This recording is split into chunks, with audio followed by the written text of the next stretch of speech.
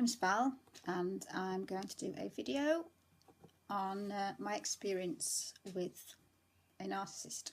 So I wanted to share my experience, hoping that maybe I could gain something from this, and you might gain something from this. I know he has. Yeah, so I'm really doing this obviously to help others, and I feel like if you've been through something like that,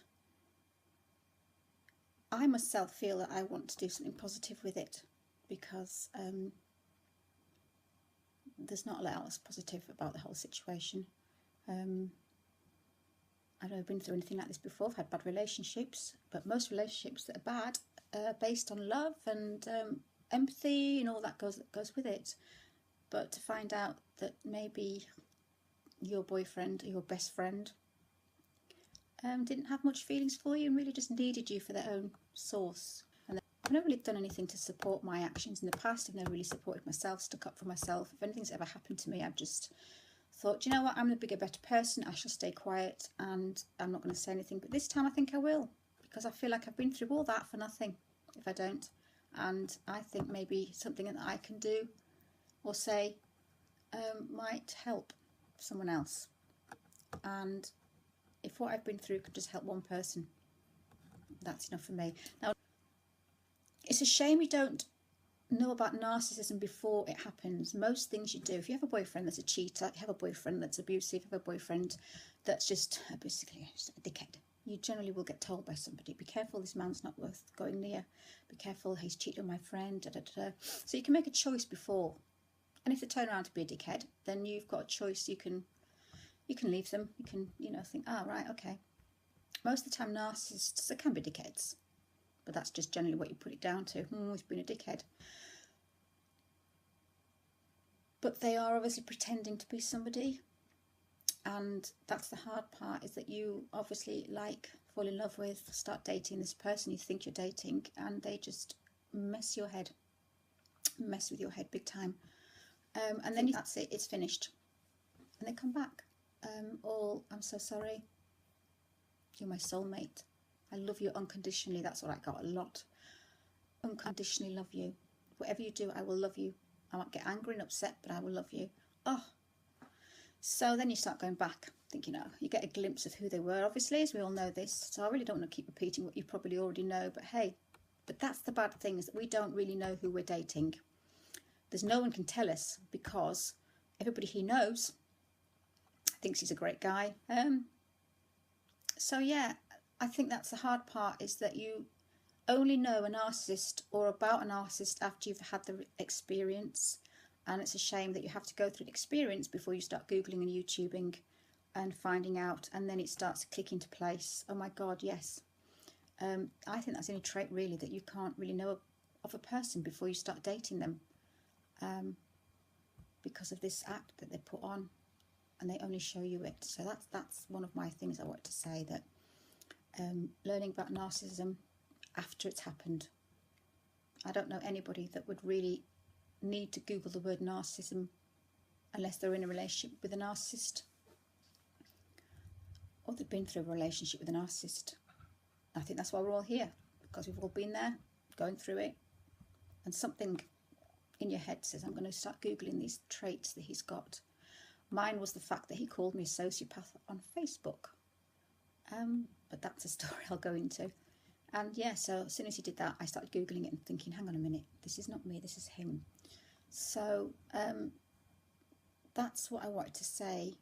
And I'm on here really again because I keep making excuses for him, thinking, oh, maybe he's not, maybe I am crazy, maybe he's not a narcissist. But hey, there's a saying, I don't know whether you've heard it. If it looks like a duck, if it walks like a duck, if it quacks like a duck, it's a duck. It looks like a sociopath. If it acts like a sociopath, if they deflect like a sociopath, if they lie and they manipulate like a sociopath, they are a sociopath. But we have to remember that. And I think that we just keep thinking, no, maybe it's me, but no. Like I say, if it looks like one, acts like one, it's one. And you just need the diagnosis. But with all this Googling and YouTubing that we do have a diagnosis. And we find out that, yes, the traits that our illness has, which is, you know, mine was anxiety, losing weight, stress, the confusion, the worthlessness, all these traits that I had. And then I think by Googling I realised that I had narcissitis. But it's trying to find that diagnosis. And another thing as well that I've been thinking of, we always go into the traits of a narcissist, which we know. We know the love bombing, we know, you know, the hoovering, we know all the symptoms now, we know every single word. And that's what we're looking for. I think the traits of a narcissist, of what he said to you, how he treated you, no contact, when he did, you know, deflects everything against you, calls you the crazy one. We all know this, but do you know what? The traits of the victim are what we need to actually look at as well. Because if you are with somebody and your traits are confusion, feeling worthless, feeling like this person loves you one minute, doesn't the next.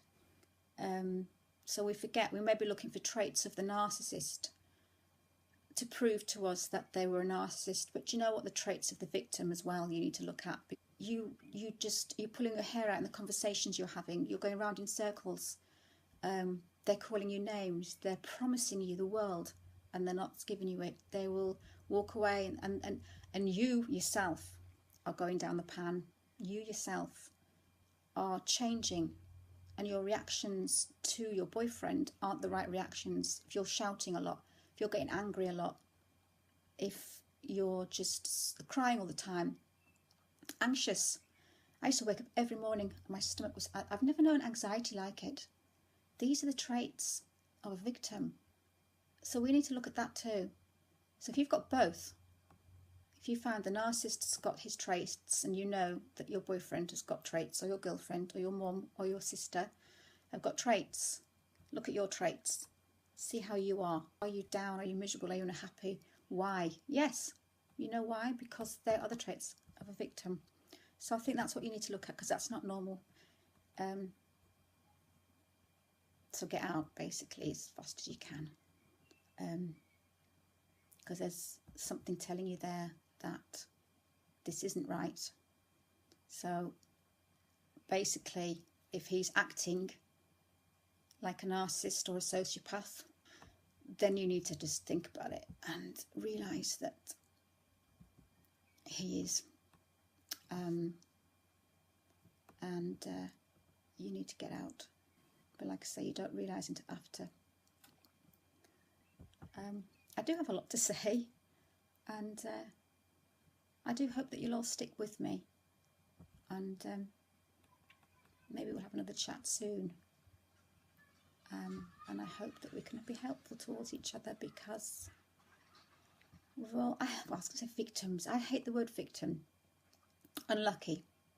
We've all been very unlucky. We're unlucky. We're not victims. We're unlucky.